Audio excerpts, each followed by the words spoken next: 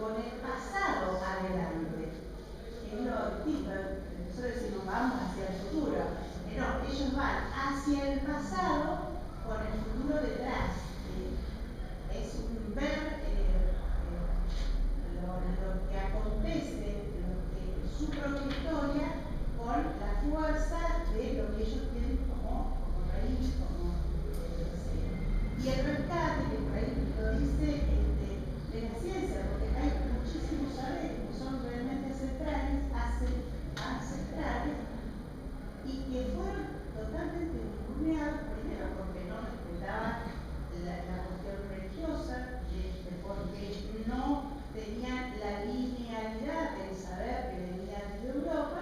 Entonces necesariamente eso tenía que ser descartado y desvalorizado, y es como que en este rescate ella va hablando y desarrollando.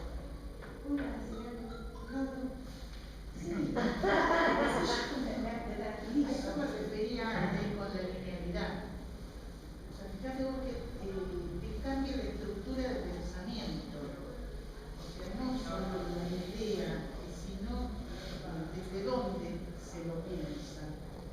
Porque yo creo que está ahí la cosa. O sea, si pensamos siempre desde el mismo lugar, vamos a tener pequeños cambios, pero no va a cambiar la estructura. No sé si... Claro, porque es salir de la eurocentrista, ¿no es cierto? Esa sí, educación no solo es que fíjate que dónde lo pienso. Claro. O sea, siempre desde el mismo lugar. Y eso de cambiar el tiempo, yo creo que es muy importante, porque llega eso de vivir siempre, que lo tenemos tan metido en la cabeza, que el avanzar es avanzar. ¿Quién sabe si avanzar es hacia adelante? O si no es una espiral permanente de búsqueda, o sea, no hay una dirección. ¿Me explico? Sí, es como cuando el pasado que es gracioso. Es que claro, si no siempre lo pensamos desde esa estructura. Por eso, si romper eso, cuesta mucho, porque no hemos metido hasta en las palabras que usamos. Hay una entrevista en página 12 de hoy, creo, al vicepresidente boliviano. Y le recuerda el periodista que en algún momento había sugerido cambiar el sentido de los agujas de reloj, porque el hemisferio norte tiene una mirada, incluso de la navegación, tiene una forma de navegar mirando ciertas cosas. Cuando pasa de Ecuador para abajo, se ve norte. Por lo tanto, no tendría que de esta manera, sino que tiene que ser de norte. Seguro la bolsa lo va a dejar. Ese eurocentrismo, hemisferio norte. Esas son las estructuras que digo, que a lo mejor, yo será que me acuerdo cuando era chica, mi tío me dijo, el mapa no es siempre así, el mapa es de espacio de espacio. Y todo eso, viste, de ver las cosas, la posibilidad de verlas desde otro lugar, pero que mi lugar ocupado sea otro. A ver si... Sí, y no el impuesto. Claro, porque si no miramos siempre desde el mismo lugar. Y a lo mejor eso propone otra cosa, que es lo que decía antes de los nativos, o sea, de los originarios. Fíjate vos que persiste y no se lo escucha. Y a lo mejor tienen una forma de expresar que nosotros no nos representa algo poderoso. Sin embargo, es poderoso. A ver si...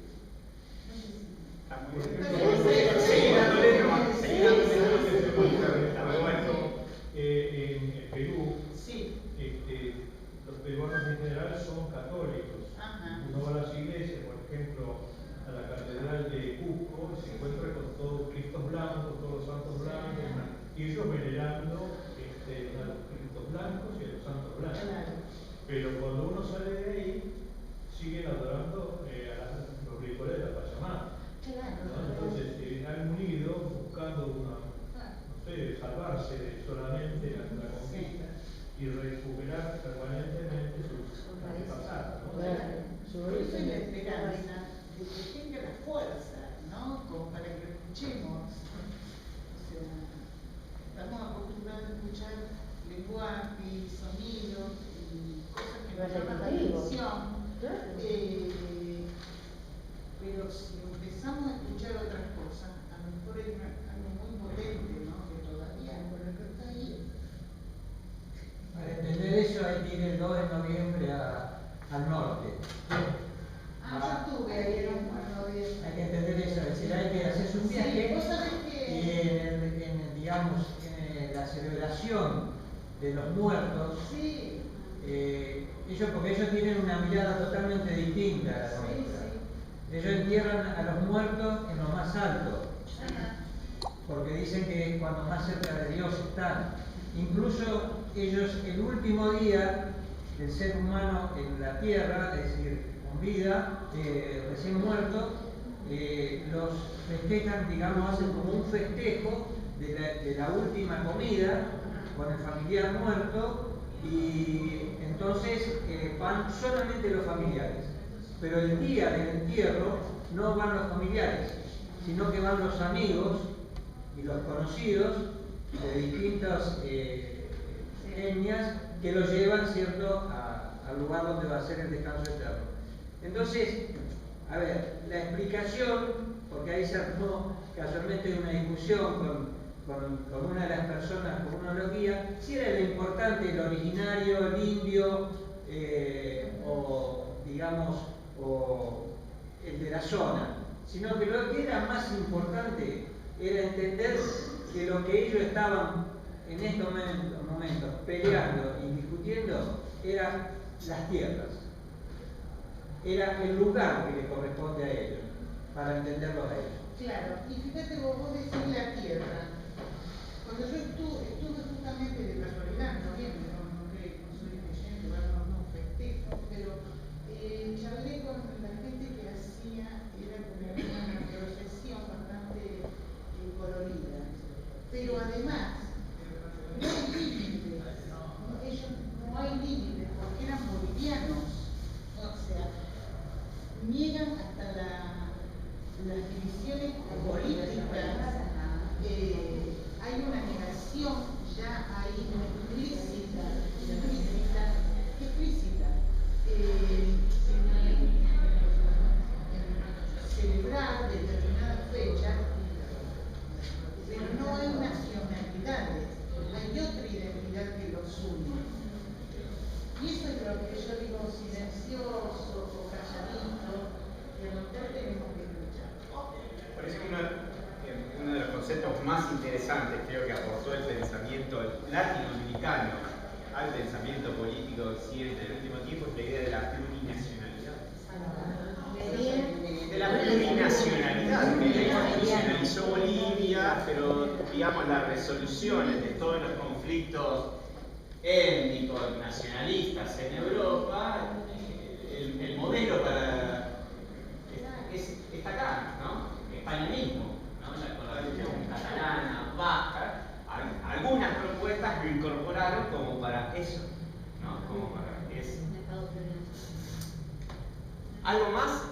No, por ahí agregar que en esto de que lo pluricultural, lo multi, siempre ella lo que nos va marcando hace críticas a que todo tiene después un desliz que se va a donde no queremos que se vaya, porque es utilizado por el poder para poder sacar esto del medio y poder seguir con lo que ellos necesitan, o sea, sostener su poder. Incluso ella, yo después cuando lo busco, así no pero cuando habla del presidente Gonzalo en 1994, que tengo relatado, que pone como vicepresidente a una aymara para hacer como que tenía en cuenta esta multiculturalidad y yo, bueno, sepan que ese señor fue el ministro de Educación de Yanine Áñez. Sí, ella es muy, a ver, Cusicanqui pone, por ejemplo, estas dos palabritas, aymara, como conceptos fundamentales para un pensamiento político, digo, ahí está la relevancia. Pero por otro lado es muy crítica de todas estas miradas, ella las llama medias progresistas del poscolonialismo, de los años 90, primeros años del siglo XX, que desde la academia intentaron pensar la cuestión indígena, pero quitándole politicidad, dice ella, quitándole politicidad y quitándole presente, quitándole potencialidad hegemónica en lo cultural y en lo político. Por ejemplo, es crítica del concepto de multiculturalidad, de la idea de cultura híbrida de García Canclini, y es muy crítica del concepto de pueblo originario, que para mí está buena la crítica que le hace, porque dice que este progresismo académico que empezó a hablar de la multiculturalidad, de lo indígena, lo ve muy en relación al pasado, lo ata mucho al pasado, ¿no? Lo despolitiza, o sea, le saca presente. Entonces, la idea del pueblo originario habla como una esencia, pero una esencia estática, ¿no? Que no tiene actualidad y que se piensa o se representa como una minoría al interior de las sociedades, ¿no? Cuando lo indígena en Bolivia ni hablar, es una mayoría cuando su cosmovisión tiene que ver no con el pasado sino con el presente, esta idea de la temporalidad. Acapacha significa, esta la conocemos, tierra de acá, tierra de acá, o sea, es una mirada profundamente contemporánea del tiempo. Lo decía Gricci, ¿no? Que en el presente conviven pasado y futuro, y Silvia Rivera Musicandi dice en la mirada del pueblo originario es como, ¿no?, allá lejos de hace tiempo, esencialista, estática, y reduciéndola a una minoría dentro de la sociedad, cuando las sociedades latinoamericanas, no solo la boliviana, tenemos componentes indígenas mayoritarios, Argentina incluido. ¿Sí? Sin embargo, acá no nos cansamos recién de pronunciar la palabra ellos, de ¿Viste? Sí. Yo siempre doy el mismo ejemplo. Hay un estudio genético de la Facultad de Biología de la UBA en el 2006-2007 que establece que más del casi el 60% de los argentinos somos. Pero no se reconocen. Yo participé del último censo y casi nadie se reconoce. ¿no? Ahí está. Eso es, digo, porque uno piensa, bueno, Bolivia, Perú.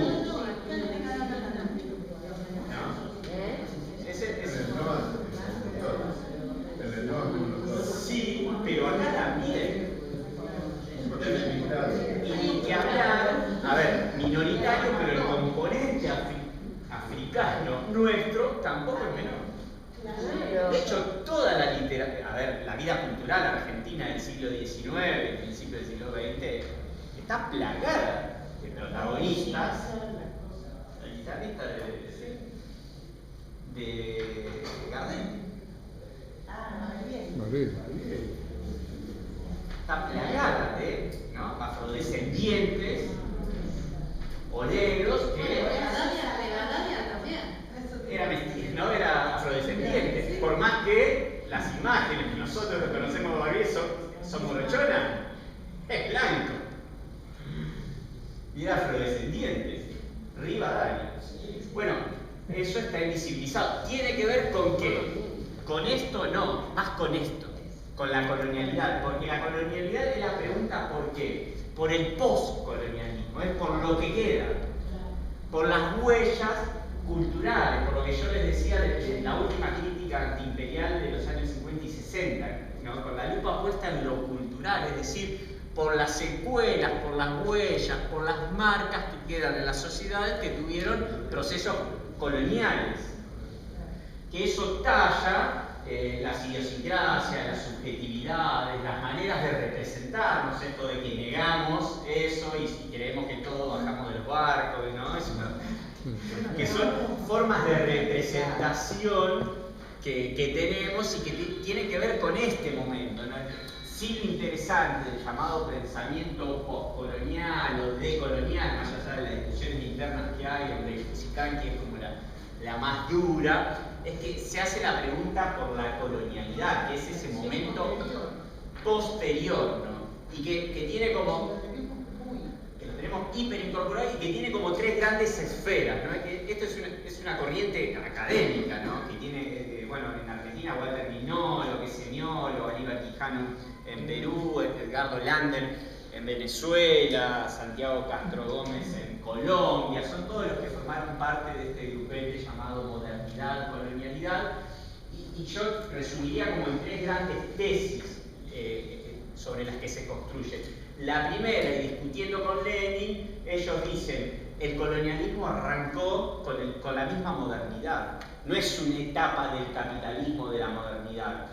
Y el punto de partida no es 1875, como dice Eric Hoffman, es 1492. Porque sin colonialismo la modernidad capitalista no hubiese sido posible. Esto, ¿no? Sin el saqueo y la riqueza que se llevaron acá, esto los italianos lo estudian, no hubiese sido posible lo que Marx define como la acumulación primitiva del capital. Esa es la primera tesis de todo este grupete, ¿no? Que es el colonialismo arranca con la modernidad misma, no es una fase, no es un momento subsidiario, externo, posterior. Sin colonialismo no hubiese habido modernidad europea posible. La segunda es la que charlábamos las tesis, la distinción entre los conceptos de colonialismo y colonialidad. Esto como el proceso y esto como la pregunta por el post, por lo que queda, en las subjetividades, en las idiosincrasias, en la forma de representación de esas sociedades. Y la tercera dimensión, ellos interrogan, es como por tres esferas de lo que llaman colonialidad. La colonialidad del poder, ¿no? Tres, la colonialidad del poder, que el concepto constitutivo es el racismo, ¿no? O sea, en la pirámide social, los blancos arriba, los mestizos en el medio, los indios un poquito más abajo y los negros al fondo. Así se ordenaron las sociedades modernas, ¿no? La colonialidad del poder. La segunda es la colonialidad del saber, la otra esfera, que es lo que decía Gramsci, ¿no? El único pensamiento válido es el racionalista europeo y la ciencia surgida en Europa, y todos los otros saberes no alcanzan el estatus de conocimiento, en consecuencia hay que dejarlos de lado, esto hay que dejarlo de lado, ¿no? En las academias esto no entra a día de hoy, y se llevó adelante lo que Boaventura de Sousa Santos llama el epistemicidio, ¿no? O sea, el genocidio y la muerte de todas aquellas formas de conocimiento, saberes que no encajaban en el modelo de pensamiento europeo. Y la tercera dimensión es la colonialidad del ser, que es, cierro, la colonialidad del ser es la occidentalización de nuestras formas de vida. Esto de representarnos como europeos, como norteamericanos, pero sobre todo, ¿qué implica la occidentalización del ser?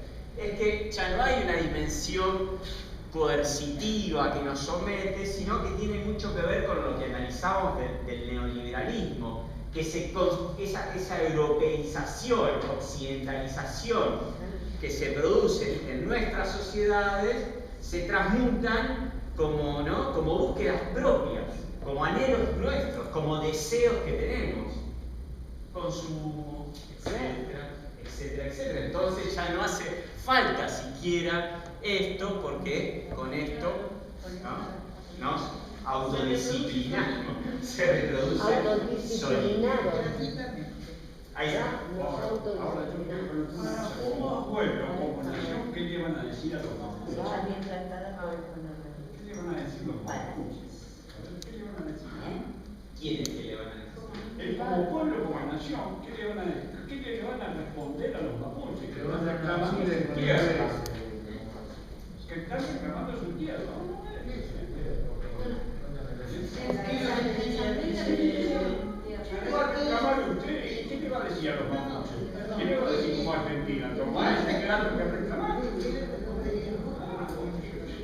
Yo, que un argentino. Yo tuviera la posibilidad de... ¿Qué le va a decir usted? Es tuyo. Ah, Es bueno. para no individualizar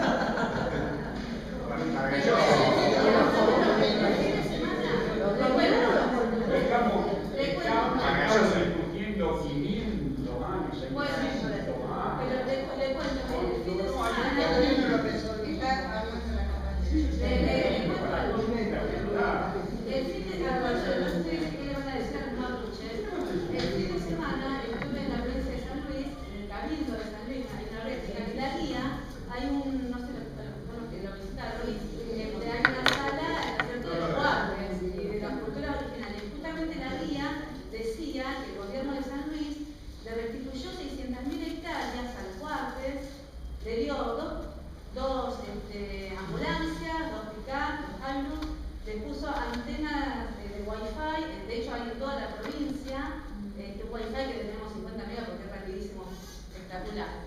Bueno, y yo la verdad que quedé impresionada porque no sabía que había ocurrido eso, la verdad que lo ignoraba, que le habían restituido esta cantidad, aparte de 600.000 hectáreas, que impresionante, impresionante. Bueno, se está empezando, claro que es importante, se está empezando a incluir, a tener en cuenta, ¿no es cierto?, un montón de cuestiones que estaban negadas. Y que siguen siendo conflictos del presente, no es del pasado, es lo que dice Silvia Rivera Cristina. Buena parte de nuestros problemas presentes tienen que ver por esas heridas abiertas que aún no cicatrizan de 500 años esta parte, y que yo creo que una manera, digamos, este concepto de plurinacionalidad, este concepto que lo pronuncia mejor Lichi que yo. Porque le escuché Yo lo digo, es cheje. Cheje. Bueno, es un concepto aymara. Con esto finalizamos. ¿Qué contiene ese concepto? Que es, ¿no?, la intrusión del opuesto. Así como vos decías que habilita otra temporalidad para vernos de dónde pensamos, este concepto rompe con el binarismo europeo, occidental, de lo blanco-negro, de lo bueno y lo malo, de la civilización, la barbarie, del que sabe y el que no sabe, ¿no?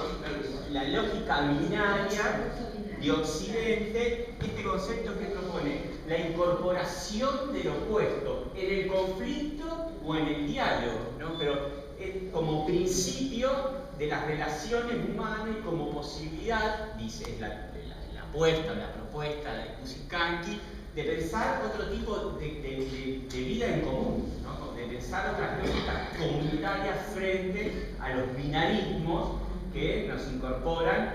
Lo último que piensa esta perspectiva de pensamiento, ¿no?, nuestra occidentalización, ¿no? Es otra mirada de la relación con el otro en la diferencia, y da el ejemplo, ¿no?, lo abigarrado, ¿no?, lo mestizo. Da el ejemplo del tejido, ¿no?, del tejido entre el hilo de la lana negra y la blanca, y la emergencia de un nuevo color que es el gris jaspeado, ¿no? Usa esa metáfora para pensar, bajo este concepto, otras formas de vida en común, donde ni el negro ni el blanco desaparecen, porque esos hilos no desaparecen, pero en la conjunción, en la incorporación, en la juxtaposición, emerge un tercer color, que es el color, ¿no?, de la vida en común, de la convivencia, esas diferencias que de una vez por todas debemos aceptar para vivir en sociedades distintas, y que eso implica interpelar y romper una mirada muy incorporada que tenemos de lo binario. Está discutiendo eso, fíjense la hondura y las consecuencias que implica pensar, incorporar estas dos categorías para pensar nuestra sociedad. Digo, como hipótesis, no es que las tenemos que tomar, pero que, ¿no?, lo que tienen para aportar y para sacudir un poco la discusión cultural y política contemporánea. Y ver Colombia hoy.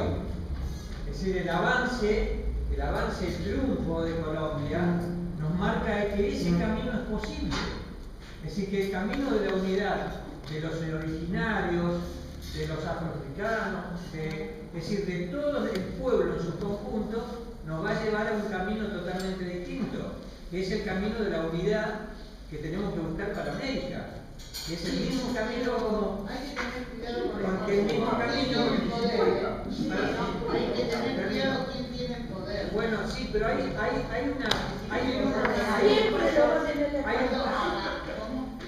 un paso nuevo, hay un avance nuevo en una unidad de distintos sectores para lograr un país distinto a que en ese momento estaba expresado.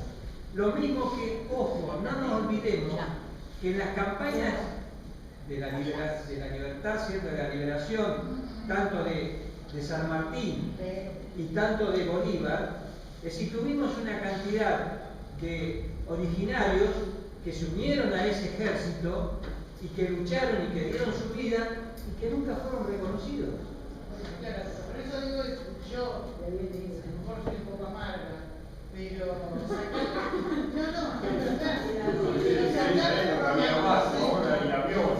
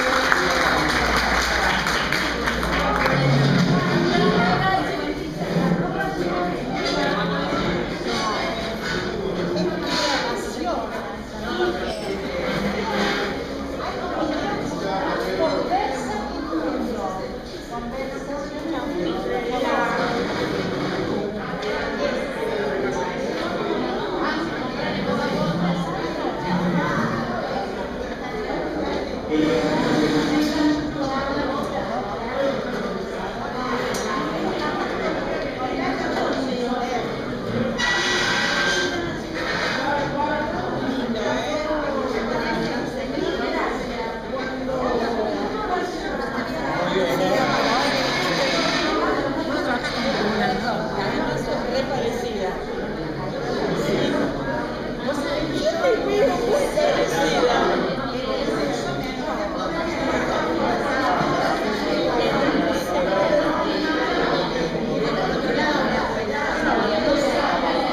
Pero te veo muy parecida a ella, realmente. Chao. La felicito mañana. Ah, sí. Sí.